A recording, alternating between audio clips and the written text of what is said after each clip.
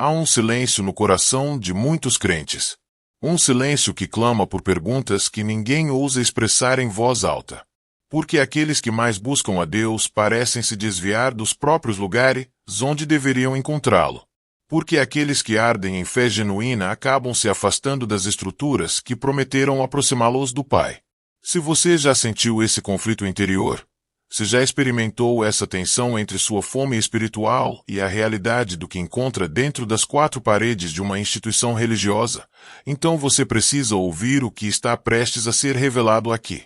As Escrituras nos advertem na segunda carta aos Coríntios, capítulo 11, versículo 14, que até mesmo o adversário sabe disfarçar-se de mensageiro da luz.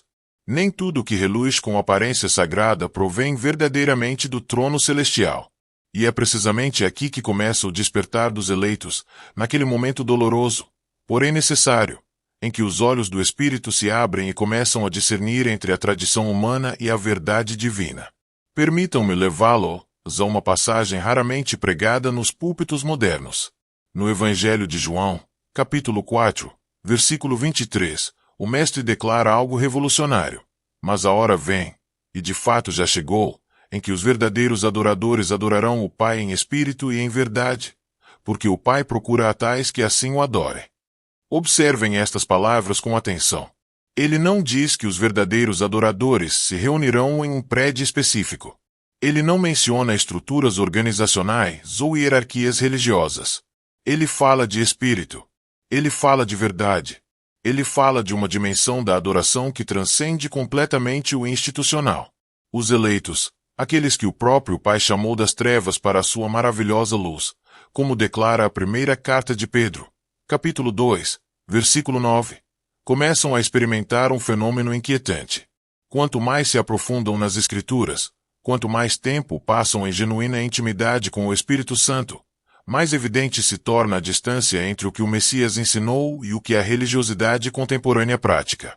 Esta não é uma crítica nascida da amargura ou da rebeldia. É um discernimento espiritual que surge quando a palavra viva começa a iluminar as sombras da mera tradição. Pense nisso por um momento.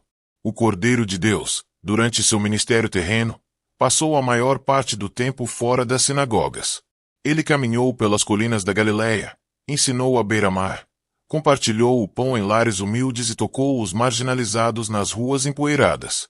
Seus confrontos mais intensos não foram com pecadores declarados, mas com os líderes religiosos de sua época, os escribas, os fariseus, aqueles que ocupavam os assentos da frente nas sinagogas e se envolviam em longas vestes de aparente piedade. Por quê? Porque eles haviam transformado a fé viva em um sistema de controle. Transformaram a graça em um fardo. Fizeram do templo um antro de mercadores quando deveria ter sido uma casa de oração para todas as nações. A verdade incômoda é esta. Muitos eleitos se afastam justamente porque encontraram algo mais autêntico. Descobriram que um relacionamento com o Eterno não requer intermediários humanos além do único mediador, Cristo Jesus.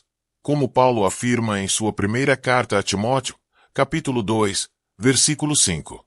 Experimentaram o poder transformador de estar a sós com as Escrituras, permitindo que o mesmo Espírito que inspirou essas palavras os iluminasse em seus corações.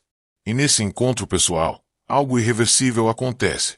A dependência se desloca do visível para o invisível, do temporal para o eterno, da instituição para o Rei dos Reis. Escutem com o ouvido do Espírito esta verdade penetrante. Na primeira carta de João, capítulo 2, versículo 27, encontramos uma promessa extraordinária. Mas a unção que vocês receberam dele permanece em vocês, e vocês não precisam que ninguém os ensine. Ora, isso não significa que devemos desprezar os verdadeiros mestres ou rejeitar toda a instrução. Significa que nossa dependência final não deve se basear na sabedoria humana, mas na revelação direta do Consolador que habita em nós.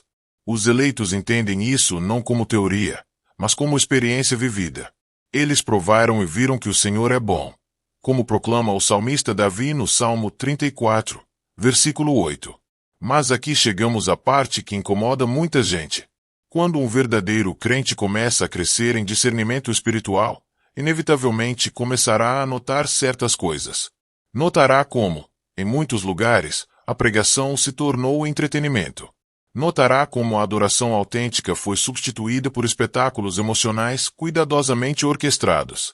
Notará como a sã doutrina deu lugar a mensagens motivacionais que agradam aos ouvidos, mas não transformam corações.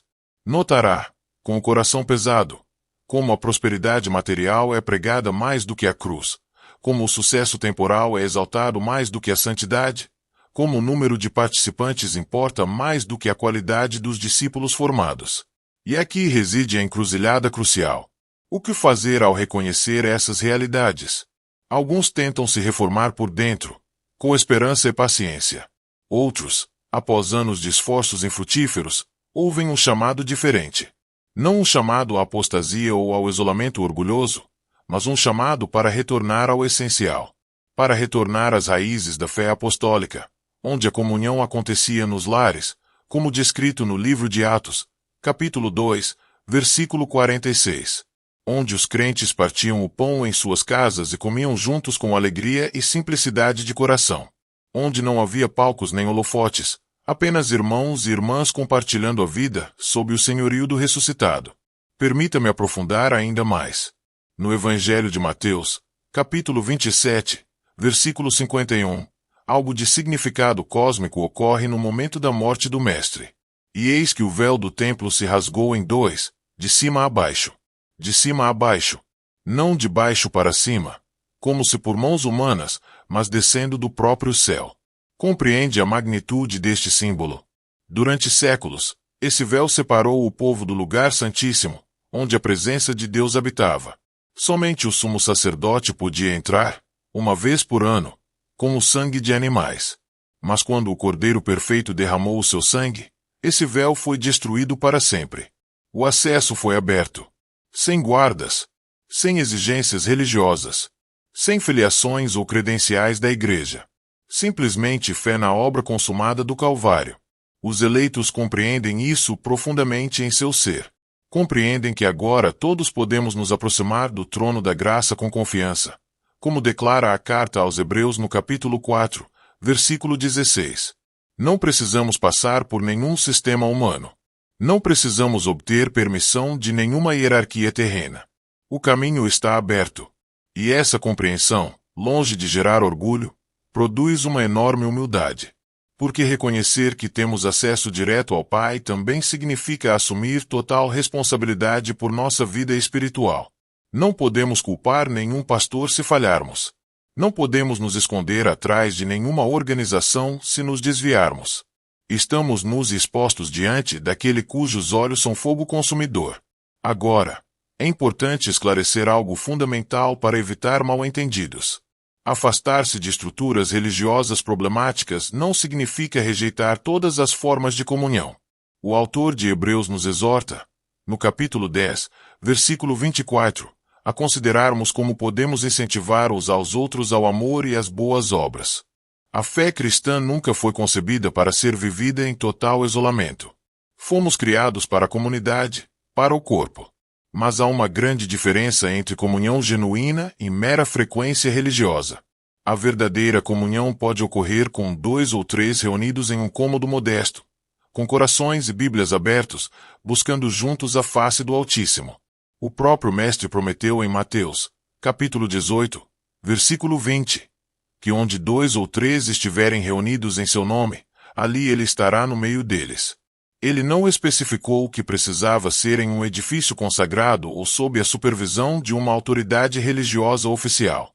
Ele simplesmente disse em seu nome, com sua autoridade, para a sua glória. Os escolhidos estão redescobrindo essa verdade libertadora. Estão retornando aos seus lares e transformando-os em santuários. A mesa de jantar torna-se um altar de comunhão. A sala de estar torna-se uma sala de aula onde se estudam as profundezas das Escrituras. A cozinha torna-se um lugar de serviço onde se prepara alimento físico e espiritual para abençoar os outros. E nesses espaços simples, despojados de toda pretensão religiosa, o Espírito Santo se move com uma liberdade e um poder que muitas vezes superam o que acontece em cultos elaborados e dispendiosos. Permita-me compartilhar algo que os teólogos reformados compreenderam claramente há séculos, a doutrina do sacerdócio universal dos crentes, baseada em 1 Pedro 2:9, onde somos chamados de raça escolhida, sacerdócio real, nação santa.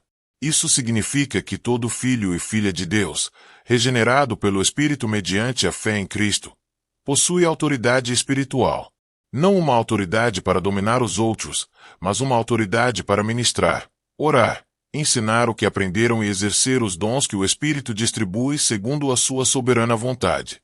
Não existe uma classe clerical superior na nova aliança. Somos todos irmãos e irmãs, como o Mestre enfatizou em Mateus 23:08. Mas vocês não devem ser chamados de Rabi, pois vocês têm um só Mestre, e todos vocês são irmãos e irmãs. Contudo, o sistema religioso institucionalizado muitas vezes contradiz isso. Ele cria hierarquias, estabelece níveis de acesso a Deus, gera dependência psicológica e espiritual, onde os leigos se sentem incompetentes para ler a Bíblia por si mesmos, incapazes de orar sem um mediador humano e não autorizados a compartilhar o Evangelho sem um título oficial.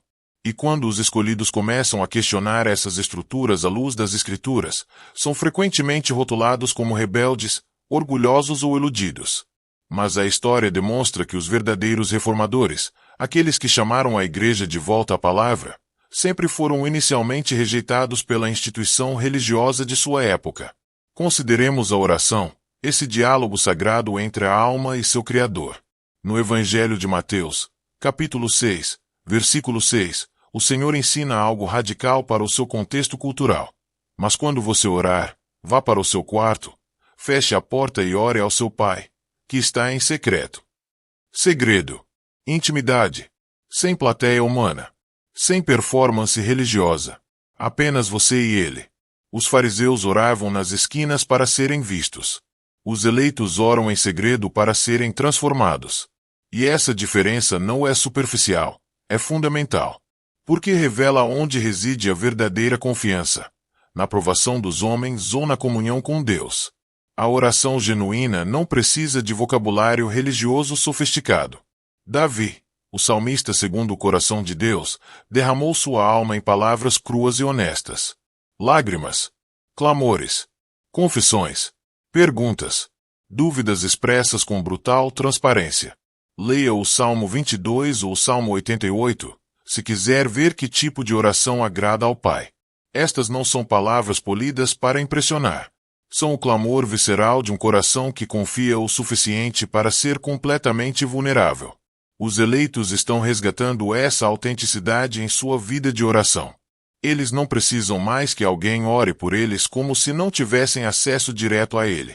Eles sabem que tem um sumo sacerdote que intercede continuamente, como afirma Hebreus 7:25.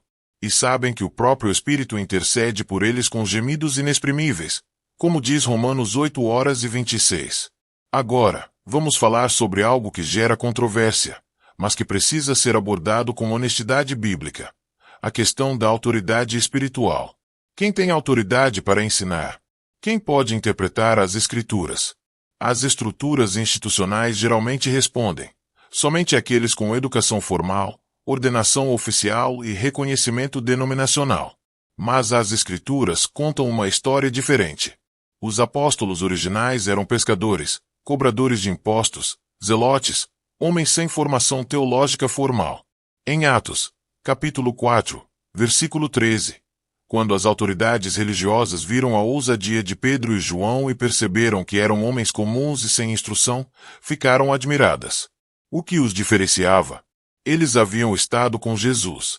Essa era a credencial deles. Não um diploma. Não uma ordenação humana.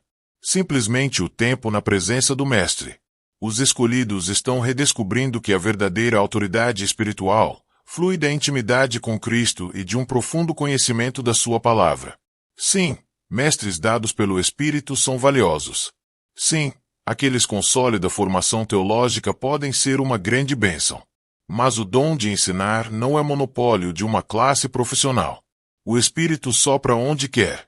Como o Mestre disse a Nicodemos em João, capítulo 3, versículo